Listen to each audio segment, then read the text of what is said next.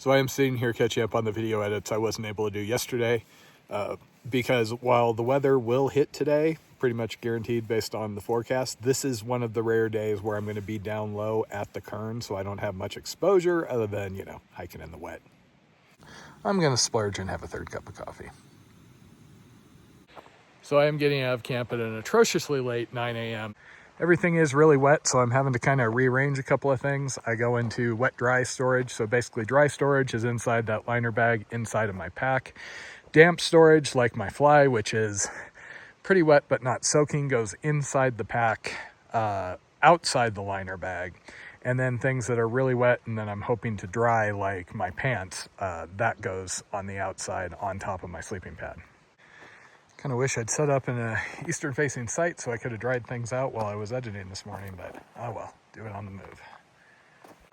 I have been forcing myself to wear pants on the last hike, and they work okay, but I have learned the lesson again and again that shorts work better for me. I actually brought my normal through hiking shorts, a pair of them. There's no liner on them, so they're really light, just in case. And with those being both soaking wet at the moment and me having this weird pack rub issue on my right butt cheek, I figured I might as well pull the trigger and use them since I got them.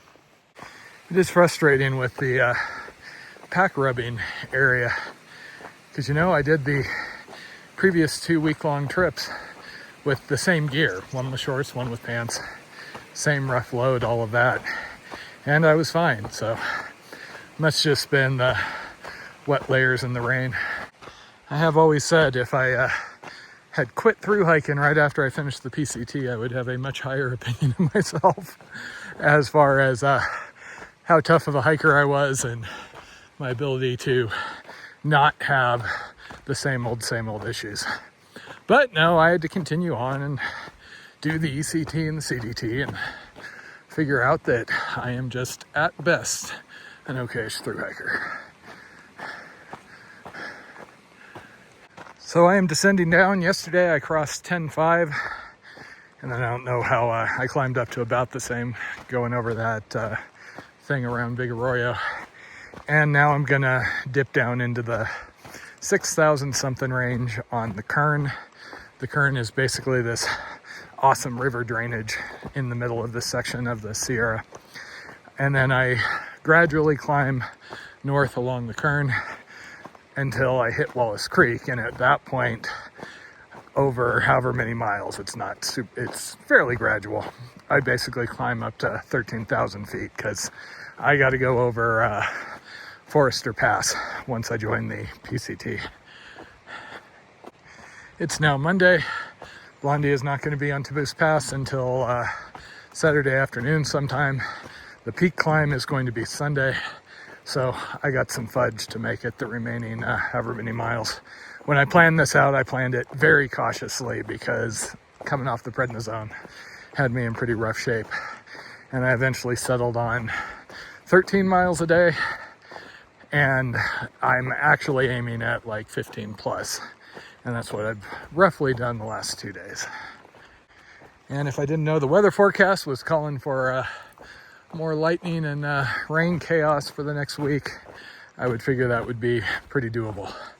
Normally, I've gone over 12K Muir Pass at 8 o'clock at night before, just cruising up and over.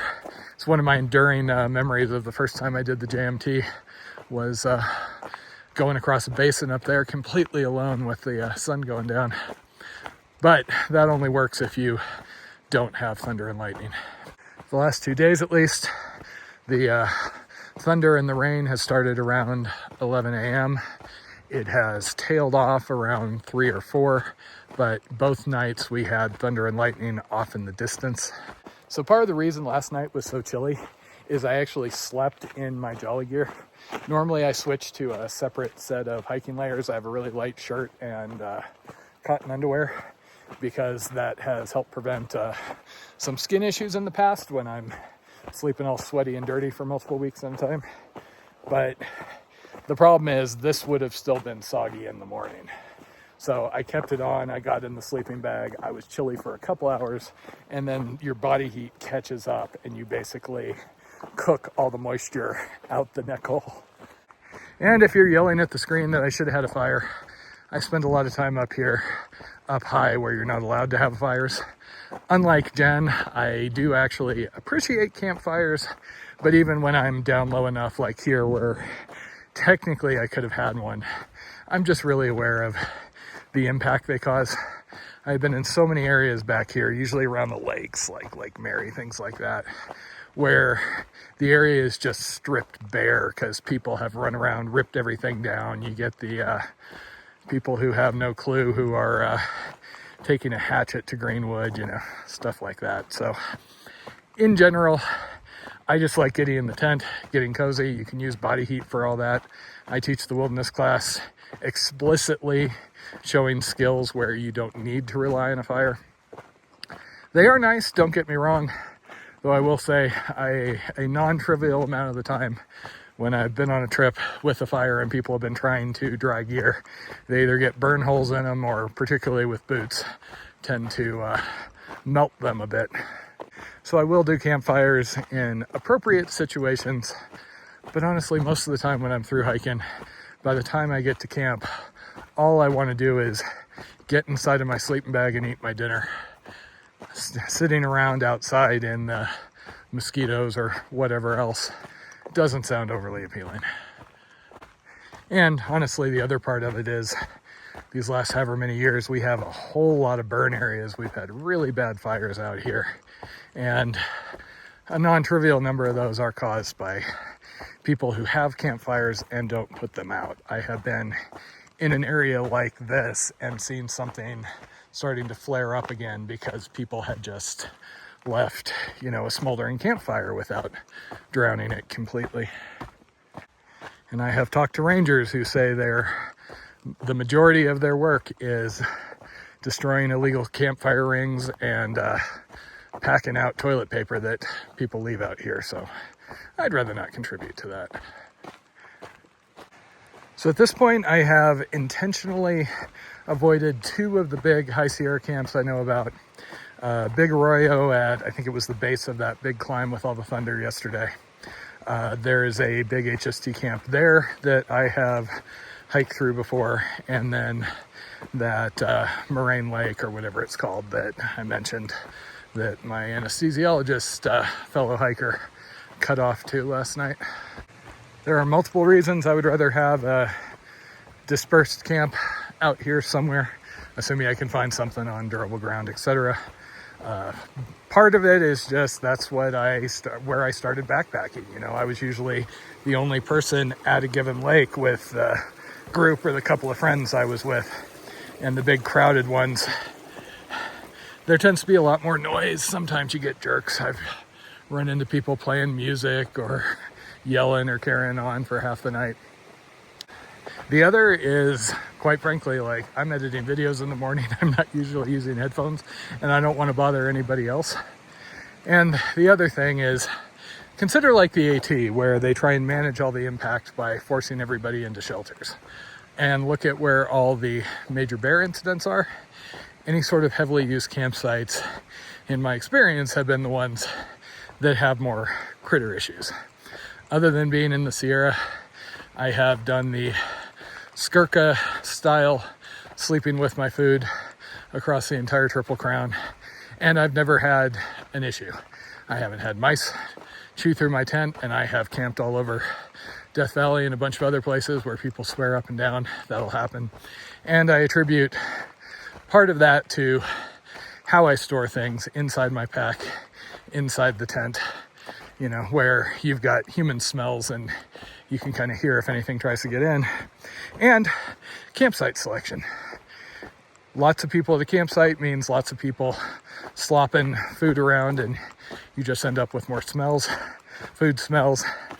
I have talked to rangers who said there is kind of an acknowledgement that lots of people in an area brings lots of little critters. Lots of little critters brings the bigger critters. In general, I would always rather have something like last night rather than around a bunch of others like Hamilton. My experience with the parts of the HST I've seen is it tends to try and push people towards larger camps like Hamilton and Arroyo. versus the PCT, which is somewhat notorious for having campsites every 200 feet right off the trail, for better or worse. Yeah, I would guess I'm getting wet again today. Really should have brought my rain skirt.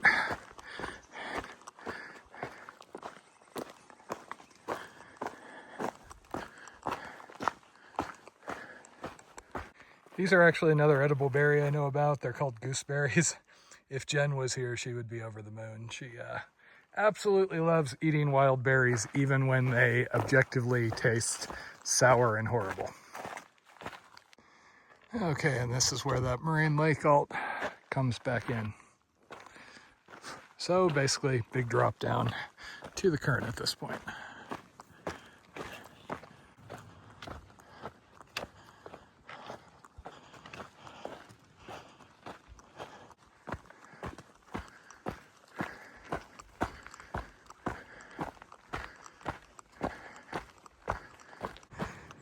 (10:22) and just had the first big crack of thunder. It has begun.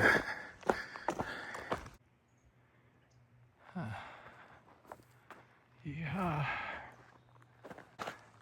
So I am a little out of practice on my High Sierra peaks, but I believe that's Rock Creek across the way, one of the multiple Rock Creeks. And that's probably Mount Guyot over there. Oh. Aha.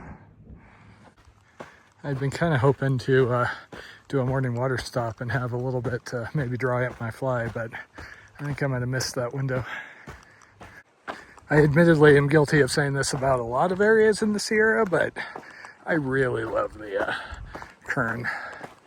Coming in and out of this canyon has been a pretty common thing over the years.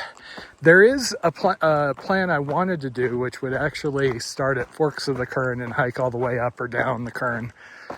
The one time we tried it, it was too early in the season, and the first couple of crossings ended up defeating us. That's the thing.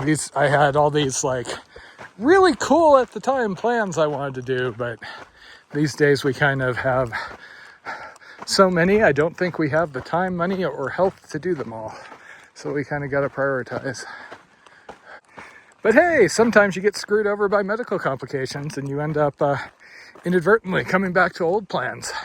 I did hear from more than one High Sierra hiker yesterday that the rangers were trying to convince them not to go due to the severity of the weather out here. But as one guy said, you know, this was the 1 week he had. He either had to do it now or not do it, so you might as well do it. And I mean, if you've got 7 days of food on your back, at the very least you can back off and hike back out. This mountain range isn't generally like the CDT route through the southern San Juans, where you're way up high for, 150 miles or whatever it is. You go up and down, and you can always huddle at the bottom of the pass and try and sneak over first thing in the morning before the storms start.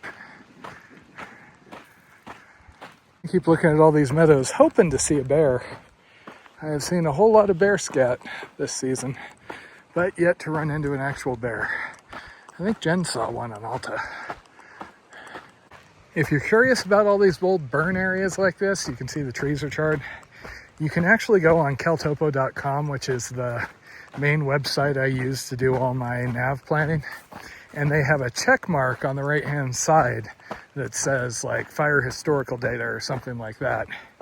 It is kind of depressing when you turn that on and see just how much of the Sierra has burned, oftentimes more than once. Not all of them are as bad. Like this one, you've still got live trees, not so bad. But Hockett Meadow, Trout Meadow used to be one of my favorite trips to lead for the wilderness class. And they had a fire that came through there and it basically turned it into the surface of the moon. Feels like I'm in a clearing of sunshine surrounded by storms on pretty much all sides. And there's the Kern.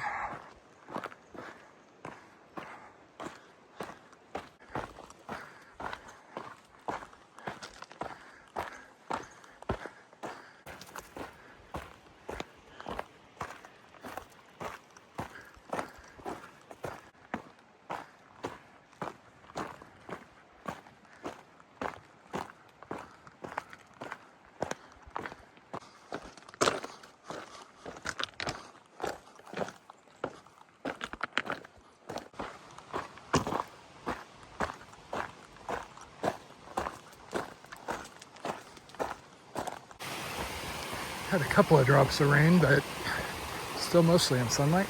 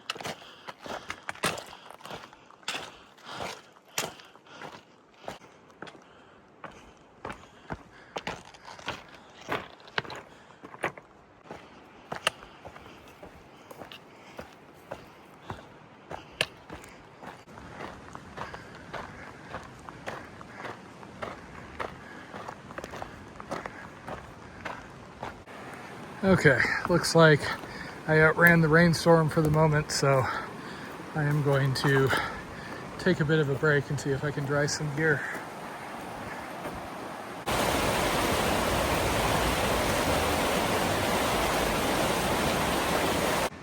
So 12:30 and yeah, still no rain other than a little drizzling, so score. This will make the next day a little nicer. Damn, I've been sitting here staring at the river and I didn't even notice the waterfall.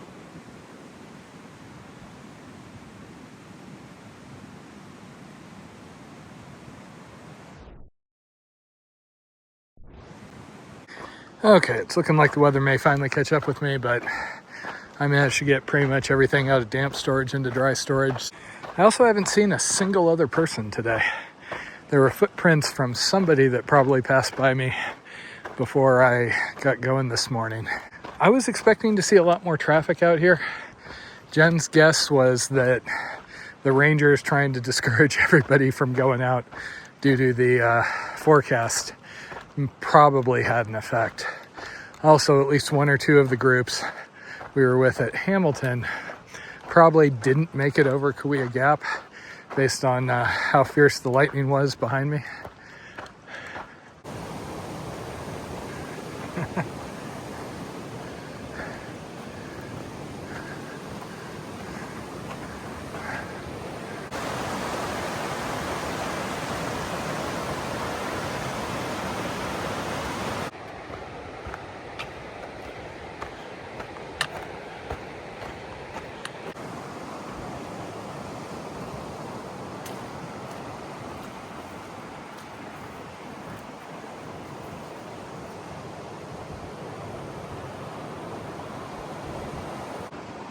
So I guess that's the hot spring source.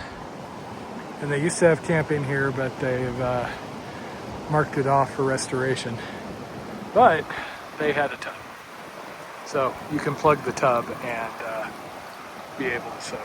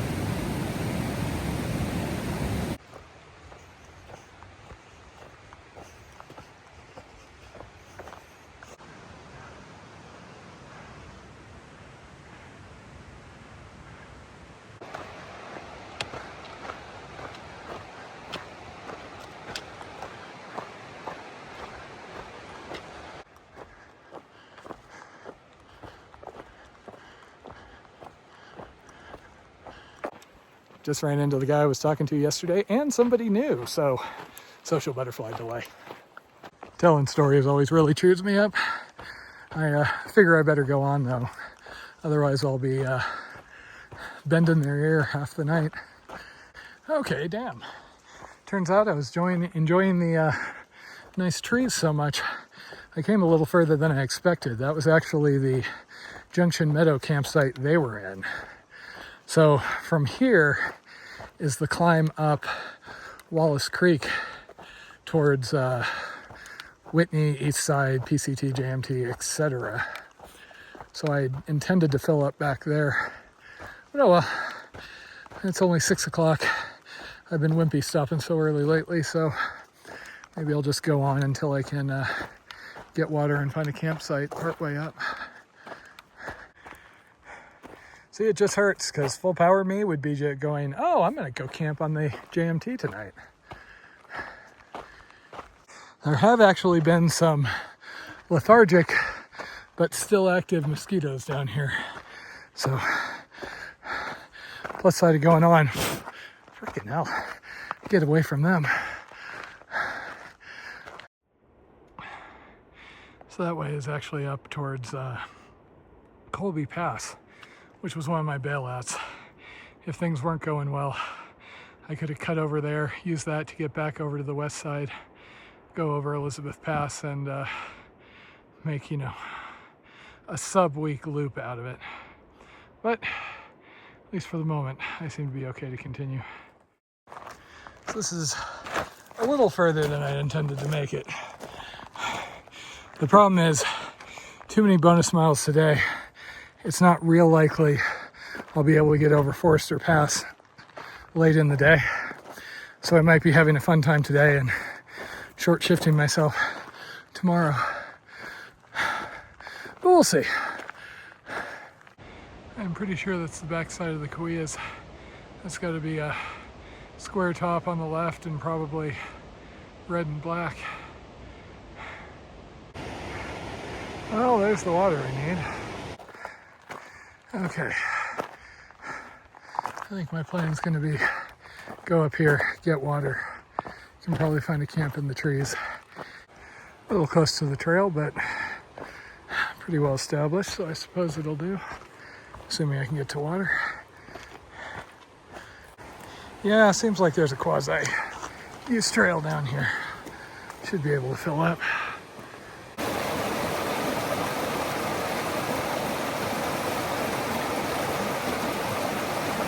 Okay, so it was a bit of a trick getting water because I refuse to leave my pack. If Jen's with me, I will, but anytime I'm in bear country or basically anywhere with critters, which is anywhere, I don't want to leave it unguarded because that's just asking for critters to chew through it or a bear to get a hold of it. But nice little site. I am just a little ways past the junction with the High Sierra Trail. I am in Upper Kern Canyon. Nice, relatively quiet spot. Today felt really, really good. Part of that is just no rain after a couple of days of it, but I got to have an actual reasonable length day. I caught up on the videos. I got to chat with some folks. Part of me is kicking myself for not hanging out down there, but I probably would have been annoying them by talking way too much. I was already annoying myself by talking too much. Anyway, home sweet home. Time to cook dinner and watch another episode or two of 12 Monkeys. So I've been noticing all the little red dots. I also have it on my wrist, and it's felt like heat rash under my shirt. I noticed that during the last trip also. I did also have some swelling after those other two trips. Got a few mosquitoes still up here. It was basically once I was resting for a day or two. I wasn't sure if it was the long drive or what, but it went away and it hasn't bothered me out here. So when I looked into it, it looks like when you have HSP, your blood vessels are just a little more prone to trauma, so it's not unusual to get red marks like under socks and things. I don't know. I've been debating writing the rheumatologist about it, but like I said, it's not holding me back for the moment, and worst case, I got enough meds on me to knock pretty much anything down, I think.